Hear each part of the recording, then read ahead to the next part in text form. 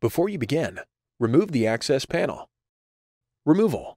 Disconnect the power and data cables from the storage drive. Lift the blue external bay handle and slide the storage drive cage out of the external bay. Press and hold the two green release latches and slide the storage drive out of the storage drive cage. Flex the plastic guide rails and remove the pins from the screw holes in the storage drive.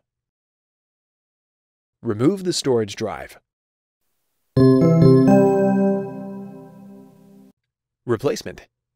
Flex the plastic guide rails and slide the pins into the screw holes in the storage drive. Align the plastic guide rails with the slots in the storage drive cage.